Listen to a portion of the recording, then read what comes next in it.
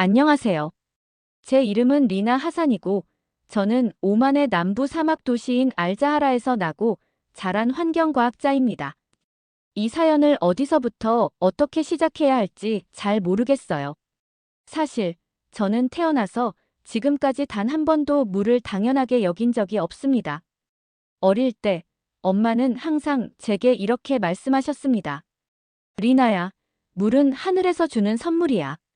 절대 낭비하면 안 돼. 그 말이 이곳에선 상식이었고, 동시에 슬픈 진실이기도 했어요. 우리는 비를 기다리는 민족입니다. 그러나 이곳, 알자하라에는 제가 태어난 해 이후로 제대로 된 비가 내린 적이 없습니다. 지금은 2032년이니까 거의 30년 넘게 마른 하늘 아래 살아온 셈이죠. 저희 마을은 이제 거의 유령 도시로 변해가고 있어요. 지하수는 짠맛이 입안 가득 퍼질 정도로 염도가 높아졌고, 비용이 감당되지 않아 수입 담수도 일주일에 한 번, 그것도 일정량만 배급됩니다. 사람들은 말합니다. 이제 이곳은 사람이 살 곳이 아니야. 그런 절망적인 땅에서 저는 조카 하나를 키우고 있습니다. 카림, 10살. 제 친언니가 일찍 세상을 떠난 뒤부터 제가 엄마처럼 돌보고 있죠. 그 아이는 태어날 때부터 신장이 약했습니다. 의사들은 말했어요. 카림에게 가장 중요한 건 깨끗한 물입니다. 그 한마디가 제 인생을 송두리째 바꿔놨습니다.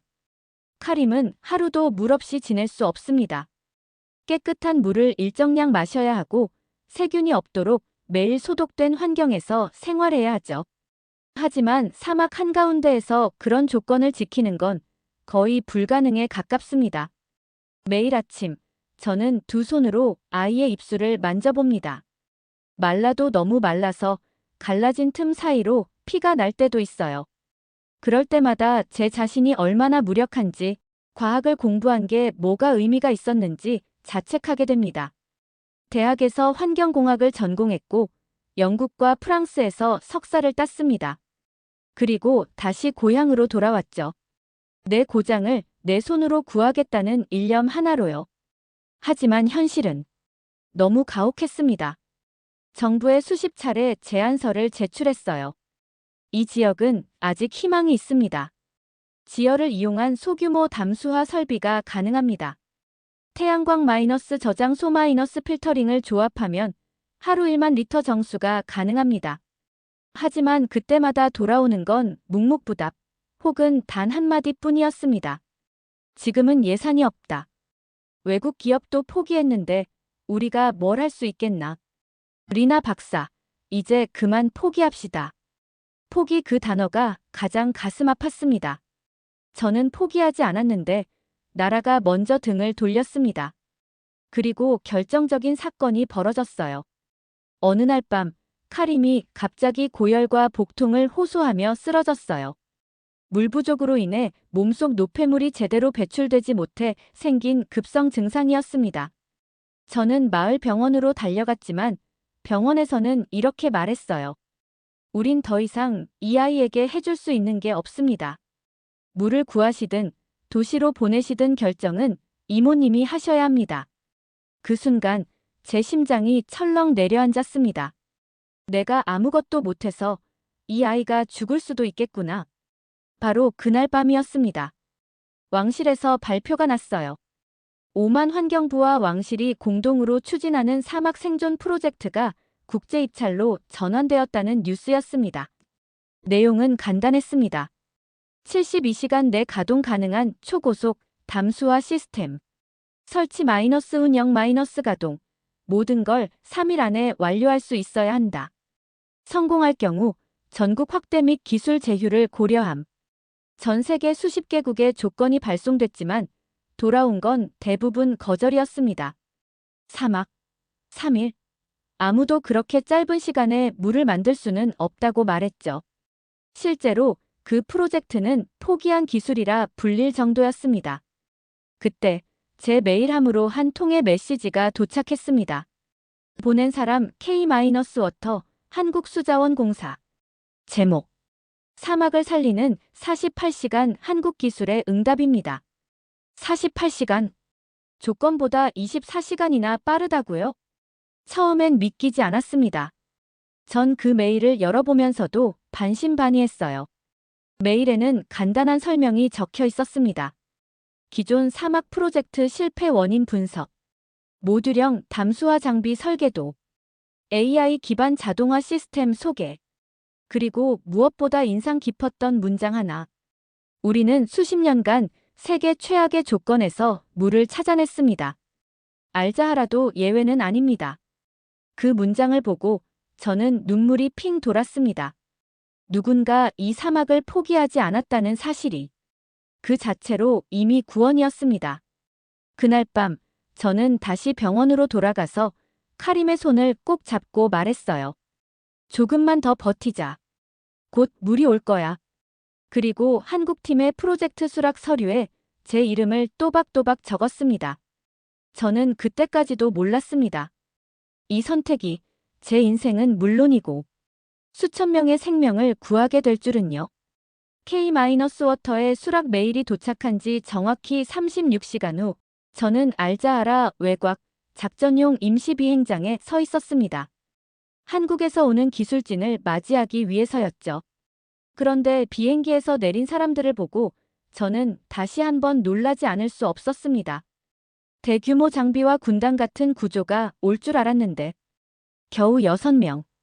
그리고 크레인도 대형 차량도 없이 화물용 컨테이너 4개만 도착했습니다. 정말 이게 전부인가요? 솔직히 말하자면 그때 제 마음속엔 의심이 먼저 들었습니다. 정말 이 사람들이 사막에서 물을 만든다고? 온도는 52도, 습도는 3%. 바람은 뺨을 베듯 날카로운 모래를 실어 날리는데 그때 제게 다가온 한 남자가 있었습니다. 이도현. K-워터의 선임 엔지니어라고 자신을 소개했습니다. 검게 그을린 피부, 모래에 익숙한 듯한 표정, 그리고 예상치 못한 유창한 아랍어. 리나 박사님이시죠? 저희가 늦지 않아 다행입니다. 그 한마디에 저는 완전히 압도당했어요. 그의 눈은 이곳을 처음 보는 외국인의 눈이 아니었습니다. 오히려 이곳의 절박함을 너무도 잘 알고 있는 사람의 눈. 그 진심이 저를 붙잡았습니다. 죄송하지만 혹시 더 많은 팀원은 내일 도착하나요? 제가 조심스럽게 묻자 그는 고개를 저었습니다. 아니요. 우린 6명입니다. 그리고 우리 장비는 다 여기 있습니다. 그는 뒤를 가리키며 웃었어요. 이 4개의 컨테이너 안에 사막을 바꿀 수 있는 모든 게 들어있어요. 저는 반신반의한 채로 그 컨테이너를 열어봤습니다.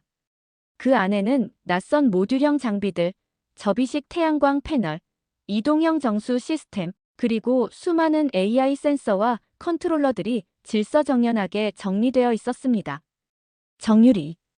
AI 시스템을 총괄하는 한국팀의 기술 책임자였습니다. 처음엔 거의 말을 하지 않던 그녀는 장비 설명이 시작되자 완전히 변했습니다. 이건 환경 변화에 따라 유동적으로 정수 모드를 바꿉니다. 모래 폭풍 감지 센서가 자동으로 취수량을 조절해 오염을 방지하죠. 24시간 내 최소 1만 리터의 정수 처리가 가능합니다. 그녀의 설명은 단순한 기술 자랑이 아니었어요. 이 기술이 어떻게 카림 같은 아이들을 살릴 수 있는지 매 문장마다 그 의미를 담고 있었습니다. 첫날, 한국팀은 그 누구의 도움도 받지 않은 채 직접 땀을 흘리며 바닥에 장비를 깔고 전선과 파이프를 연결했습니다. 모래 속에 숨겨진 오래된 정부 정수시설도 찾아내서 재활용 가능한 부품들을 모았습니다. 이런 거 다 쓸 수 있나요? 제가 물었을 때 이도현 씨는 이렇게 말했습니다. 쓸 수 있게 만들어야죠. 그게 우리가 여기에 온 이유입니다. 그 말에 처음으로 제 마음 한 구석이 따뜻해졌습니다. 그날 밤 저는 조카 카림과 함께 현장을 둘러봤습니다.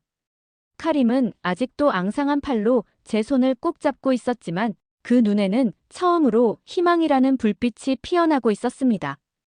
이모, 저 사람들은 왜 우리 마을을 도와주는 거예요? 우린 부자도 아니고 나라에서 돈도 못 줬잖아요. 저는 말이 막혀 한참을 생각하다 조용히 대답했습니다. 아마도 그들은 진심으로 물을 사랑하는 사람들이라서 그런 것 같아. 둘째 날 아침, 본격적인 가동 전 준비가 시작됐습니다. 하지만 문제는 너무도 빨리 찾아왔습니다. 첫 번째 위기. 설치한 AI 센서 일부가 작동하지 않았습니다. 사막 특유의 미세한 자철 성분이 회로에 간섭을 준 거죠. 시스템은 멈추었고 예정된 테스트 시간은 점점 다가왔습니다. 팀 분위기는 급격히 무거워졌고 정유리는 자책에 빠졌습니다. 제가 너무 단순하게 생각했어요. 한국 테스트 환경과는 너무 달라요. 제가 실패했어요. 그때 이도현 씨가 다가와 조용히 말했습니다. 유리 씨, 우리 여기 왜 왔는지 기억하세요? 우리 지금 실패하러 온 거 아니잖아요. 그 한마디에 정유리의 눈빛이 다시 살아났습니다. 그리고 그들은 현장에서 직접 손으로 회로를 재조립하고 폐기된 장비에서 대체 부품을 찾아와 센서를 교체했습니다. 그 장면을 보면서 저는 속으로 생각했어요. 이 사람들은 절대 포기하지 않는구나. 사막보다 강한 사람들이구나. 정확히 36시간 후 알자하라의 땅 위에 서 있는 작은 담수화 시설이 처음으로 작동 대기 상태에 들어갔습니다. 카림은 그 시설을 바라보며 말했어요. 이모 정말 물이 나올까? 전 대답하지 않았어요. 그저 아이의 손을 꼭 잡고 한국팀의 눈을 바라봤습니다. 그들은 고개를 끄덕였고 그 순간 저는 처음으로 확신했습니다. 이 사막에서 진짜 기적이 시작될 수도 있겠구나. 알자하라의 하늘은 항상 같았습니다. 푸른 것도 아니고 맑은 것도 아니고 그저 불타는 황금빛 먼지와 뜨거운 태양 아래 바람조차 메마른 풍경이었죠. 하지만 그날 아침 그 단조롭던 하늘 아래 전기가 흐르고 있었습니다. 한국팀이 가져온 스마트 담수화 모듈이 드디어 가동 대기 상태로 들어간 것입니다. 정확히 도착한 지 44시간 17분째 되는 시점이었고 카림은 제 옆에서 물 한 방울이 흐를 그 순간을 손꼽아 기다리고 있었습니다. 정유리는 시스템 점검을 위해 거의 10시간 넘게 쉬지 않고 일하고 있었고 이도현 씨는 현장팀을 돌며 한 명 한 명의 손 상태, 땀 배출량, 탈수 증세까지 꼼꼼히 챙기고 있었습니다. 리나 박사님, 드디어 첫 정수가 시작됩니다. 정유리 씨의 그 한마디에 제 심장은 너무나 빠르게 뛰기 시작했어요. 그리고 그 순간 우리는 또 다른 시련을 맞이하게 됩니다. 두 번째 위기 폭풍과 오해. 사막엔 샴스 폭풍이라는 것이 있습니다. 뜨거운 태양과 급격한 대기 불균형이 만나 단 몇 분 만에 눈앞의 시야가 0에 가까워지는 모래 폭풍을 몰고 오는 자연재해죠. 정확히 첫 물이 공급되기 직전 하늘이 이상하게 붉어졌습니다. 전 직감적으로 알 수 있었어요. 폭풍이 온다. 그것도 대형이다. 정유리는 즉시 시스템을 긴급 중지했고 이도현 씨는 모든 장비 덮개 설치, 정수 시스템 내부 압력 차단을 외쳤습니다. 그들은 이미 수십 번의 모래 폭풍을 대비한 훈련을 한국에서 거쳐온 사람들이었습니다. 하지만 그 상황을 제대로 이해하지 못한 사람이 있었죠. 바로 저였습니다. 왜 지금 정수를 중단하는 거지? 물 공급 시작이라고 해놓고 중단이라니. 설마 그들도 실패하는 걸까? 이런 불신이 저를 덮쳤습니다. 사막에서 너무 많은 약속이 지켜지지 않았기 때문입니다. 그동안 너무 많은 프로젝트가 처음에는 가능하다고 하다가 마지막 순간에 무너졌기 때문입니다. 전 그들에게 다가가 외쳤습니다. 왜 멈춘 거죠? 지금이 그 첫 물이 나오는 순간이라던가요? 왜 또 실패하나요? 왜 여기까지 와서 우리를 실망시키는 건가요? 제 목소리는 떨렸고 감정이 복받쳐서 눈물까지 나왔습니다. 주민들도 하나둘 모여들며 웅성거리기 시작했죠. 그때였습니다. 이도현 씨가 제게 다가왔습니다. 그리고 단 한마디만 했습니다. 리나 박사님, 저희는 지금 지키는 중입니다. 당신의 조카, 그리고 이 마을의 미래를요.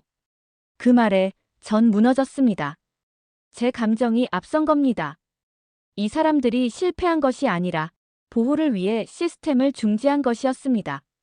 그때부터 모든 게 다시 보이기 시작했습니다. 모래 폭풍 속에서 한국팀은 누구보다 침착했습니다. 모래를 막기 위해 몸으로 덮개를 고정하고 데이터는 수동으로 백업하고 시스템은 수작업으로 보존하더군요. 정유리 씨는 마치 로봇처럼 움직이며 알고리즘을 실시간으로 수정했고 필터링 시스템의 전압이 불안정해지자 자신의 태블릿을 분해해 그 부품을 직접 넣기도 했습니다. 정말 이건 기술이 아니라 헌신이었습니다. 드디어 기적이 흐르다. 모래 폭풍이 지나가고 사막은 잠시 숨을 죽인 듯 고요해졌습니다.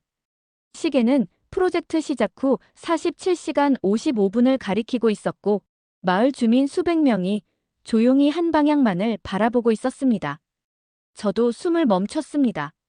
정유리 씨가 마지막으로 시스템 가동 버튼을 눌렀고 수초 후 관에서 첫 물 한 방울이 뚝 하고 떨어졌습니다. 뚝뚝뚝. 그리고 마침내 하얀 모래 위로 맑고 투명한 물줄기가 콸콸콸콸 쏟아지기 시작했습니다. 카림은 그 물을 향해 달려갔고 두 손을 모아 떠서 조심스럽게 입에 가져다 댔습니다. 그 순간 아이의 얼굴에 환한 미소가 피어났습니다. 웃고 있었어요. 고통 없이, 울지도 않고 정말 오랜만에. 주민들 사이에서 울음이 터졌습니다. 아이들은 물을 서로 나눠 마셨고 어르신들은 바닥에 무릎을 꿇고 하늘을 향해 두 손을 모았습니다. 그리고 저는 이도현 씨 앞에 가서 조용히 고개를 숙였습니다. 죄송합니다. 제가 너무 쉽게 의심했어요. 정말 정말 감사합니다. 그는 웃으며 이렇게 대답했어요. 우리는 물을 만드는 기술자들이 아니라 당신들의 삶을 지키러 온 사람들입니다. 그날 알자하라의 땅에서 물이 흘러나오던 그 순간을 저는 아직도 생생히 기억합니다.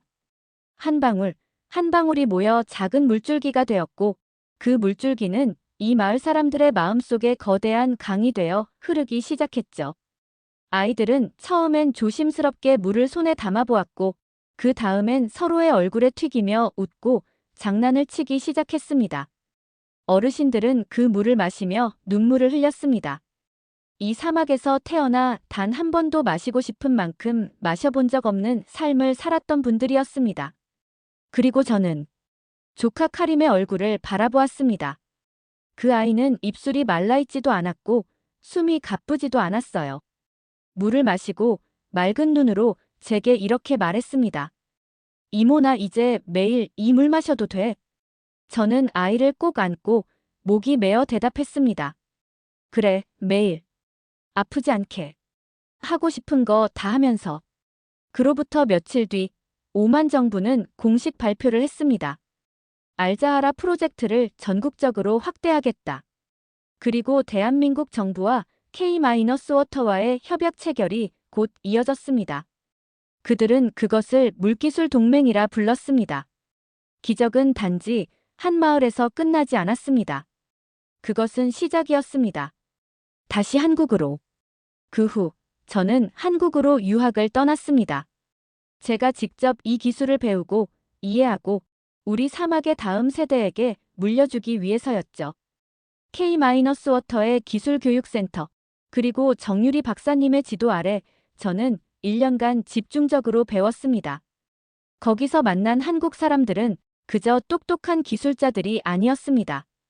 그들은 문제 해결에만 집중하는 게 아니라 사람을 먼저 보는 사람들이었어요.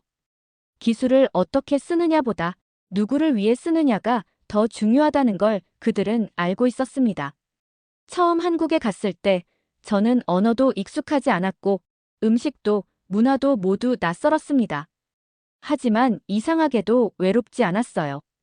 그들은 제가 왜 여기 왔는지 이해하고 있었고 함께 걷는 사람처럼 대해주었습니다. 특히 제가 기숙사에서 울음을 터뜨린 날 정유리 씨가 말없이 제게 따뜻한 국을 가져다 주었던 그 장면은 아직도 제 마음속에 남아 있습니다. 다시 사막으로. 1년 뒤 저는 다시 알자하라로 돌아왔습니다.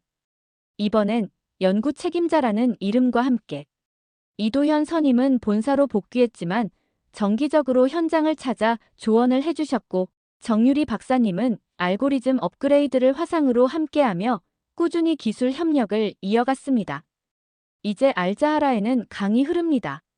물론 자연강이 아니라 인공수로를 기반으로 한 정수 마이너스 저장 마이너스 공급 시스템이지만 그 물줄기는 사막을 바꿔놓기에 충분했습니다. 강 주변에는 작물 재배지가 생겼고 주민들이 자급자족을 넘어 작은 시장까지 열게 되었습니다.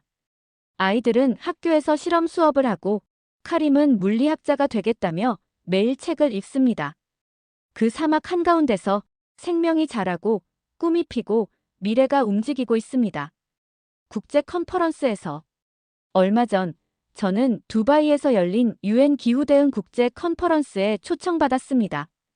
그 자리에서 이도현 선임, 정유리 박사와 다시 만났고 함께 알자하라 프로젝트를 발표했습니다. 질문이 이어졌습니다. 정확히 어떤 기술이 성공의 열쇠였습니까?